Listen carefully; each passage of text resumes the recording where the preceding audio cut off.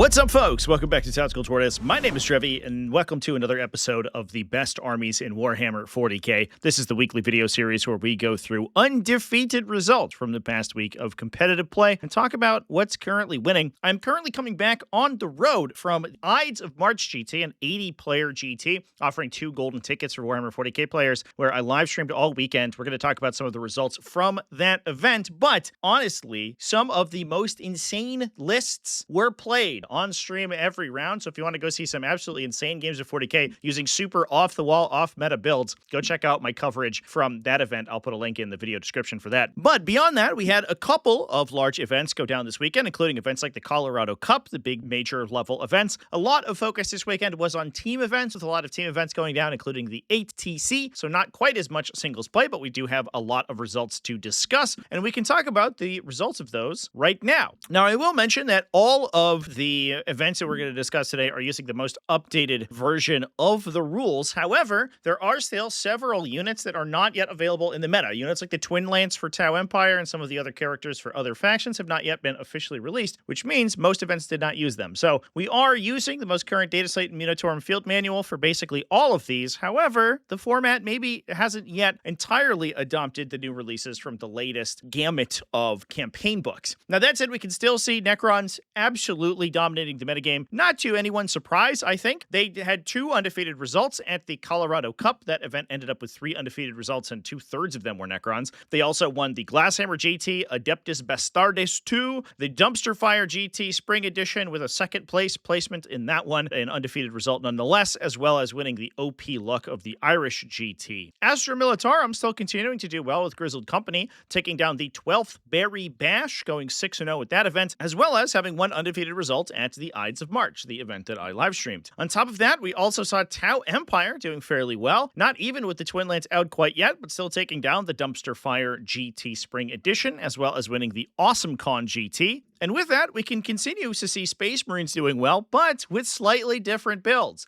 Now, I will mention that most events this weekend, to my knowledge, did disallow Ultramarines' use of the original Marnius Calgard datasheet that was officially removed from the Warhammer app this past week, and he was removed from the Munitorum field manual last week, so the writing was on the wall that unfortunately that very powerful datasheet would be going the way of the dodo, and that seems to be enough to suppress Ultramarines' ability to go 5-0, but we still saw some other Space Marine chapters doing well, most notably Iron Hands actually winning the Colorado Cup, absolutely insane, as well as Salamanders at the Spring GT.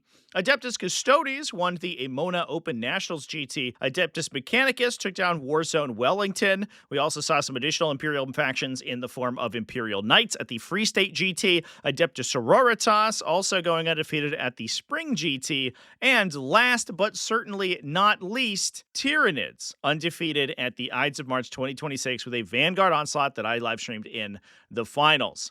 So let's take a look at the lists themselves. I'm going to be focusing pretty heavily on the larger events for discussing factions like Necrons here. We did see Necrons take 2nd and 3rd at the Colorado Cup. John Vucetich went 6-0, ended up taking 2nd place at that event, losing out only on tiebreakers to Iron Hands. He was playing a fairly standard build of Star Shatter Arsenal. This included 2 Catan Shards, including a Catan Shard of the Deceiver, one of the Nightbringer to fight against opposing vehicles, Oracan the Diviner, and a Royal Warden with Chrono Impedance for the -1 damage for vehicles. Those guys were attached into a big unit of Necron Warriors, 20 warriors in that one. That was supporting both the Silent King as well as a pair of Doomsday Arcs. There was a unit of Canoptic Tomb Crawlers to attach into the Necron Warrior brick, as well as a Canoptic Reanimator to keep them topped up with additional reanimation rolls. The Tomb Doomsday Arcs I mentioned before, in addition to some support from a Flayed One unit, as well as a single Locust Destroyer. Interesting to see the big Warrior brick in this particular build. That's not something that we oftentimes see in Star Shatter Arsenal. That detachment, and especially the Catan Shard builds of that detachment, have in the past had some issues with objective control characteristic and holding on to objectives, especially against highly disruptive builds that are running lots of fast, high OC disruption units themselves. And in that case, the Warriors are almost perfect at defeating those. The detachment also supports Warriors fairly well. You can use the reactive move on them to keep them alive. You can also use Eternal Servitude to reanimate them multiple times per round to keep the unit topped up, similar to you would in an Awakened Dynasty style of build. Other than that, fairly standard Star Shatter Arsenal fare.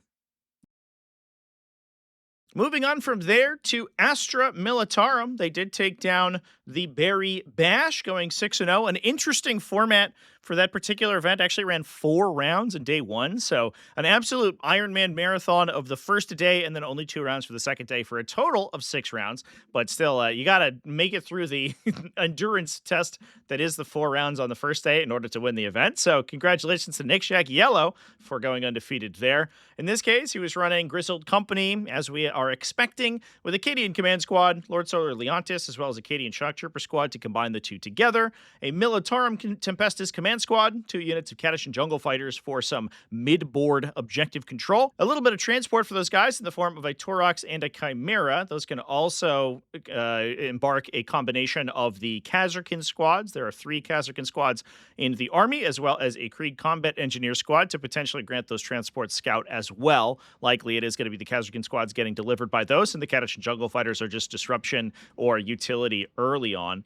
We have 1 unit of 10 Attilan Rough Riders for some counterpunch, as well as a unit of 5 and a unit of 5 Death Riders to get that move, extra movement utility piece online.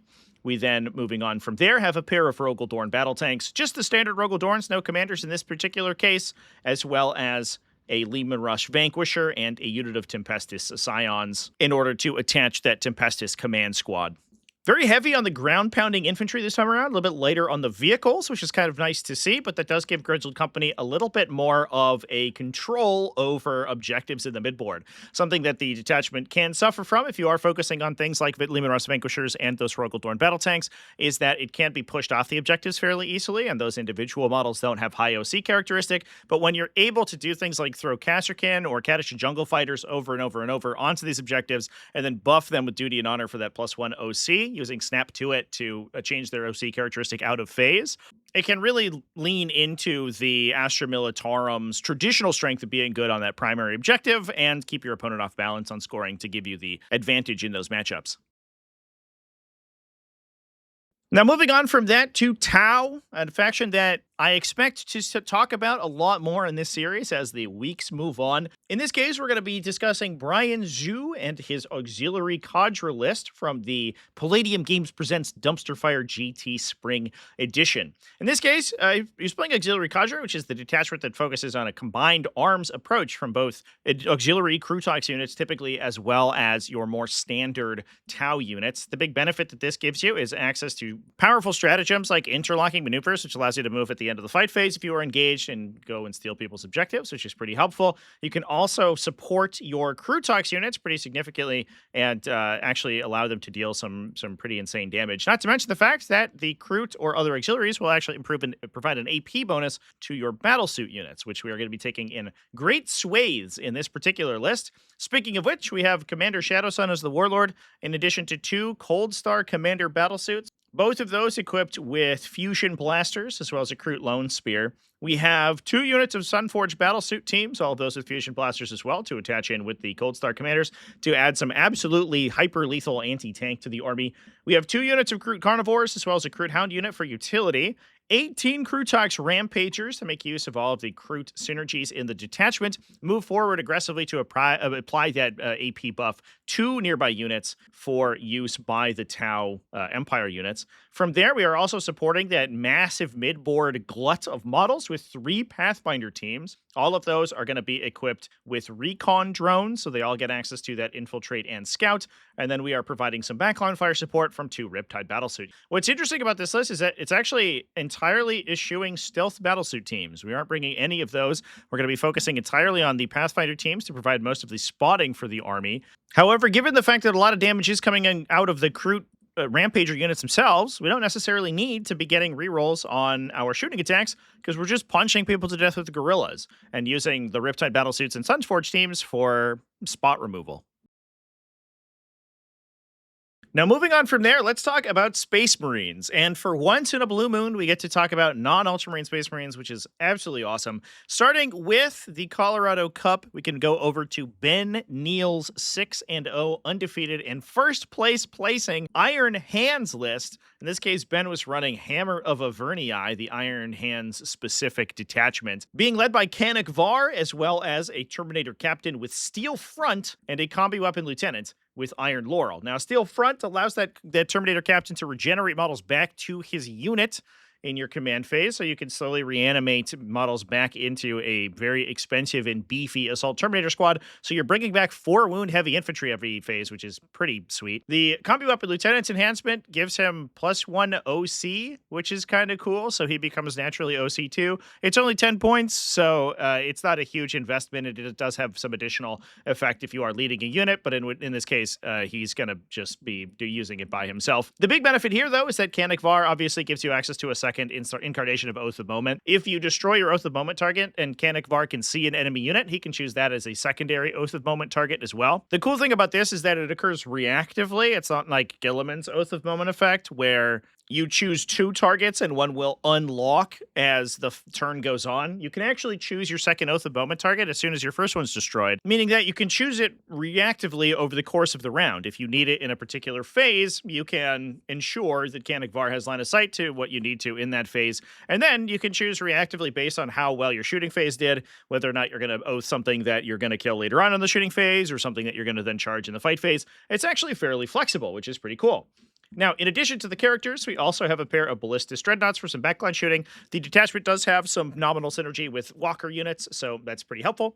We have an Incursor squad to buff the shooting as well. Nice thing here is that we can apply the Incursor buff as well as the Ballistus Dreadnoughts with baked-in rerolls. We also are bringing a couple of Indicators and a Stormspeeder Hammer Strike. That lets the shooting battery operate fairly independently, so we don't necessarily need to use those Oath of Moment targets on the things that the Ballistus Dreadnoughts are shooting, for example, and we can have the Incursors allow those Oath of Moment effects to go even farther. We're then rocking a Scout Squad for utility, as I mentioned before, double Vindicator as well as a Stormspeeder Hammer Strike, and then the pièce de résistance for the army is 20 Assault Terminators, 2 units of 10, all of them with Thunder Hammers and Storm Shields, so 4 wounds heavy infantry. One of them can get Scout from Canik Var, so you can push the unit up the middle of the table early. That's likely to be the Steel Front unit. Your opponent commits into it. They likely don't kill the entire thing because it's 40 wounds, the 4+ invuln, toughness 5 with a 2+ base armor save, which is all pretty tough. They can be protected by defensive stratagems, and then as you don't kill them, suddenly they slowly start to respawn, and you can use one of those 2 Oaths of Moment to really improve their damage output quite a bit. It's an incredibly indomitable front line. You can create a lot of space from the backline shooting of the Ballistus Dreadnoughts and the Vindicators, and they can consistently attrition down your opponent while you push on the front line with this mass of Terminator units. Altogether, pretty wild list. Massive defensive skew, just so many 2+ armor saves. Basically, the entire front line of the army has a 2+ armor save. Once you're in cover, once you're benefiting from defensive technology, that becomes incredibly difficult to reliably remove. And it's solid in melee. It has good teleportation using the rapid ingress, likely on Canik Var's unit. He can also buff his squad with sustained hits based on what you're targeting, which helps as well. And then access to 2 Oaths of Moment while you're dealing with this massive attritional front line is too much for a lot of armies, especially if you are relying on single individual units against which that +1 to wound Oath of Moment, because remember, this is a Codex compliant chapter, is going to be absolutely ruinous. Really cool to see Iron Hands doing well. We've seen a couple of Iron Hand results using different detachments over the last couple of weeks, and it's cool to see them continuously put up results as players explore portions of the Space Marine faction that aren't simply blue armored. Now, speaking of non-blue armored Marines, let's talk about some green armored Salamanders as we move over to the Warhammer 40k Spring GT. This event was won by Christopher DeBow, who went 5-0 and went undefeated with a Salamanders build using Firestorm Assault Force. In this case, he was focusing pretty heavily on melee and close-range damage output, taking Adrax Agatone as well as a Lieutenant with Champion of Humanity to give his unit ignore modifiers. That includes -1 damage from things like Catan Shards, so he becomes extremely good at knocking down Catan Shards, especially given that Adrax Agatone is probably one of the higher damage output melee characters in the entire Space Marine faction. We have a Combi Weapon Lieutenant for utility, as well as Vulcan Heston, a single Intercessor squad for the backline, a Blade Guard Veteran squad for Adrax and the Lieutenant to co-join into, 1 Company Heroes unit for Vulcan to protect himself with, in addition to a pair of 3-man Eradicator squads just for trading into enemy vehicles, a pair of Gladiator Valiants for some additional anti-monster, anti-vehicle technology. These guys each pack 2 multi-meltas, those for a total of 4 Melta shots in addition. They can benefit from Vulcan's rerolls on top of that, which is good. They're relatively self-sufficient and very inexpensive for the amount of damage that you get in Firestorm Assault Force specifically, assuming you can get them within that close range. And then we have a pair of Impulsors, which can carry around Infernus Marine squads. We have 2 units of 5 Infernus Marines. These guys are absolutely insane in this detachment. They are OC too. They're relatively fast, especially with the ability to advance and disembark their transport in the same turn. So randomly, these Impulsors can run up to 18 inches if you get a big advance roll, then disembark their Infernus Marines 3 inches in front of that to put 10 OC onto an objective, thanks to the OC bonus from Vulcan Heston, in addition to a Land Raider Redeemer to deliver the Blade Guard Veteran brick and a Scout Squad for utility. Kind of a classic Firestorm Assault Force build. Very cool to see, especially given that it is revolving around that melee brick that's incredibly good into a lot of the meta armies right now. Now we're going to stick with the Spring GT for a moment as we move on to talk about miscellaneous Imperial factions that also did well, because we want to talk about the second place placer, also at 5-0, Patrick Wiley, who went undefeated with a interesting looking Hallowed Martyrs Adepta Sororitas list. In this case, Patrick was focused very heavily on utility characters and Celestian Sacrosancts, which is cool. The unit has seen a huge resurgence in the last couple of weeks as a defensive bulwark against a lot of these big, hard, but relatively low attack volume units that can really absorb the middle of the table, but have a tough time one-shotting the Sacrosanct units, meaning that they're just going to get offensive bonuses and then start to reanimate themselves back onto those middle objectives. Now, in this case, Patrick was playing a trio of Canonesses, one of them with Saintly Example. These are just utility Canonesses who can run around and perform actions, use their 2+ invulnerable save to try to keep themselves alive, and then use Divine Intervention to respawn themselves to continue to do it and generate Miracle Dice at the same time. We have a trio of Hospitallers to attach into the 3 units of 10 Celestian Sacrosancts, all of those equipped with Hallowed Mace and a Spear on the Superior. It's important to note that the Hospitallers and the Canonesses in some situations can dual attach. However, Celestian Sacrosancts is not one of the units they can dual attach into. That has to be explicitly Battle Sister squads, which means that these additional Canonesses cannot go alongside the Hospitallers into these big melee bricks. They have to be attached separately into different units. We have Junith Eruida in order to generate a couple of command points, as well as Morvenn Vahl to go into a Paragon Warsuit squad and do some damage. We have backline shooting from a trio of Castigators. All of those are equipped with battle cannons to ignore cover. We then have a trio of Seraphim squads for utility. What's interesting about this list is that we're bringing absolutely literally no transport vehicles whatsoever. This is all just ground pounding Celestian Sacrosancts. They can sort of improve their own threat range a little bit simply by losing models, then reanimating D3+1 in front of them to give them that extra 3 or so inches of threat range. So if you lose incidental casualties, it actually just tends to buff the unit because they can change their position on the table slightly, and then also typically get +1 to hit for being below starting strength thanks to the detachment ability. If you can kill the Hospitallers, it's a big deal, but they could Divine Intervene back into unit to keep their -1 to be wounded and feel no pain buff to the squad. So that gives you this enormous, very solid front line that's very difficult to deal with for a lot of factions that you can then hide the Castigators behind, as well as get the Paragon Warsuits to deal some damage in. With 3 Seraphim squads in order to complete your secondaries very consistently, and 3 Canonesses as well, this army is incredibly good at scoring behind all that beef, which is the secret to its success. Now moving on to Adeptus Custodes from the Amona Open Nationals GT. Philip Jakob Pogachnik was running Adeptus Custodes in a Talons of Emperor detachment. In this case, it's very similar to many of the Talons of the Emperor detachment we've seen recently. It's a lot of Custodian Guard. It's a lot of Venerable Land Raiders. It's pretty standard stuff, to be honest. Turns out, despite the fact that you improve the, or at least increase the points cost of the Custodian Guard slightly, this build is still solid enough to continue to do well. In this case, it's running 5 units of 5 Custodian Guard for a total of 25 Guard models. One of them is going to be led by Inquisitor Kyria Draxus, who is acting as the Army Warlord, so we don't have to take any of the expensive Adeptus Custodes characters. We then have a pair of Witch Seeker squads for utility, plus a Prosecutor unit, 3 Venerable Land Raiders, as well as a Calidus Assassin for some additional utility, and to mess with people's stratagems, once they engage with the obnoxious scrum that 3 Land Raiders and 25 Custodian Guard can construct, especially when you're trying to play around all of their defensive technology and reactive moves and things like that. You're trying to buff yourself on your defense, as well as try to get combat interrupts into this army fully engaging into you. The Calidus Assassin mucking with that can be absolutely disastrous.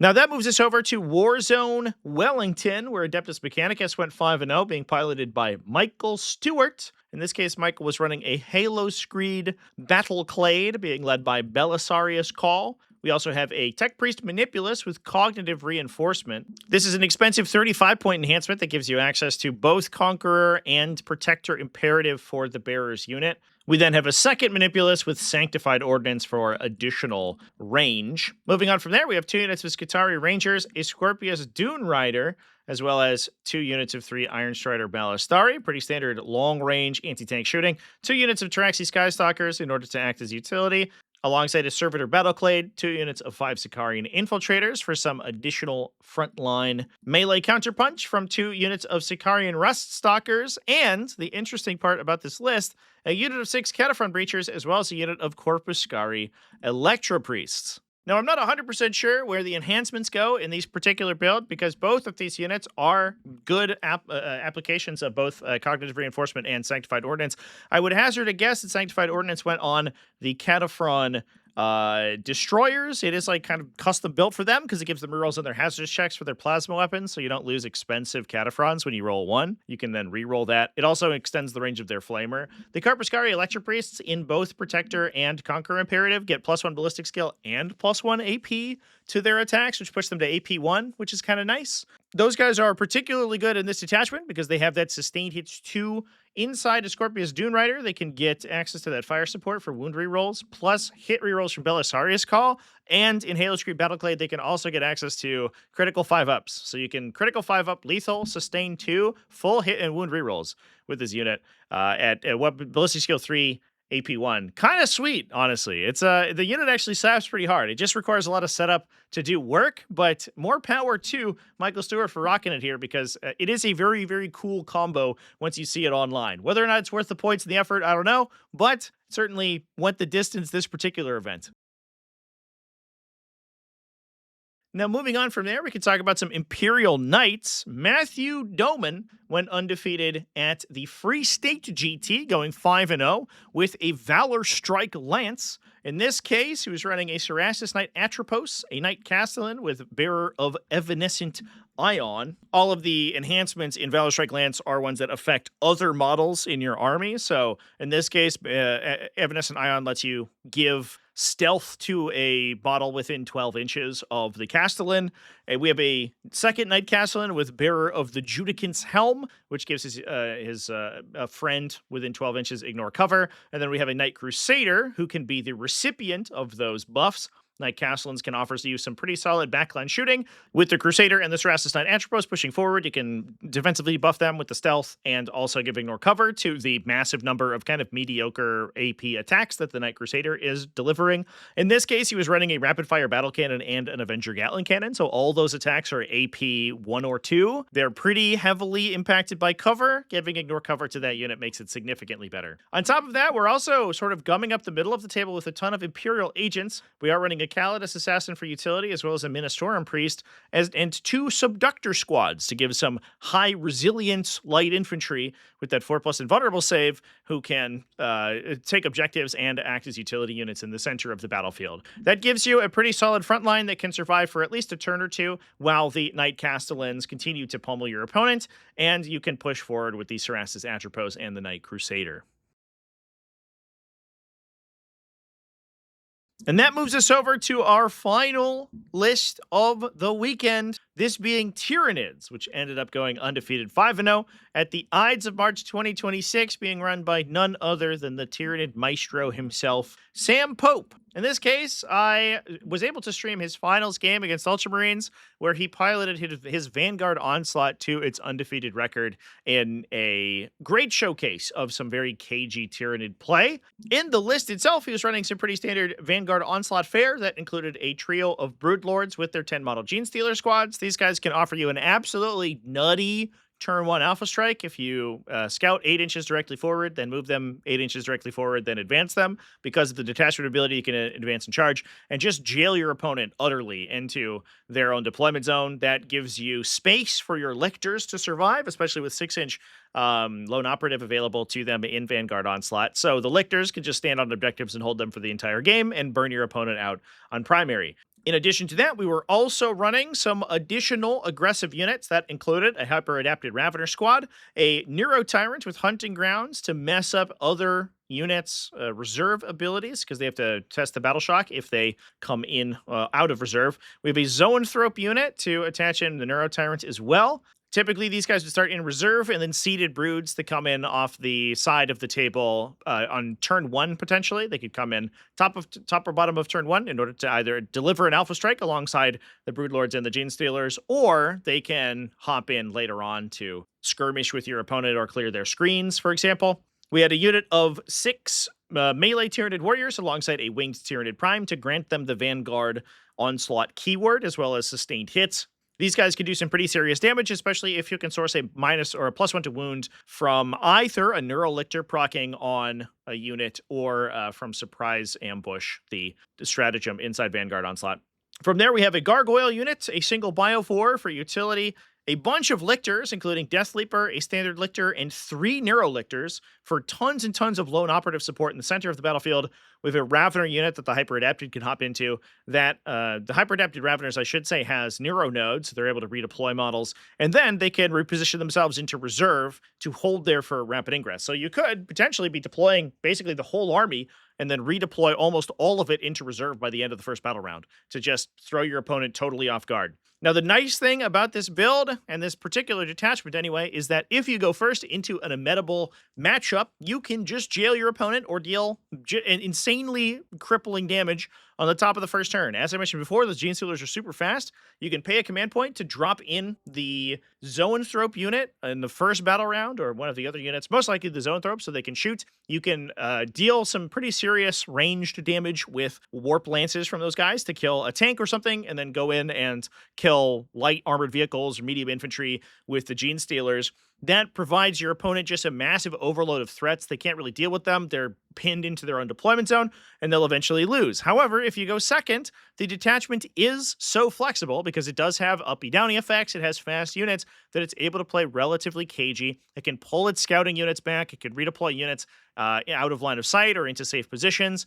If it thinks it's going to go second, obviously you have to do that before you know. However, you can scout your units into safety, and then you can just play for the late game because it's so good at playing the long game, being a Tyranid army that's good at scoring generally, and has a lot of models for the late game you can win on bottom round 5. So it's very flexible, going first versus second. It does have some problems with damage output if you do overload it with like a lot of really heavy armor. However, if it's able to kind of like parse out its threats, it can potentially attrition down some factions that might even expect to survive. We see a lot of dynamics like this, especially with armies like this Vanguard Onslaught or with armies like Mont Ka and Tau, which are good at either going first or going second in almost equal measure.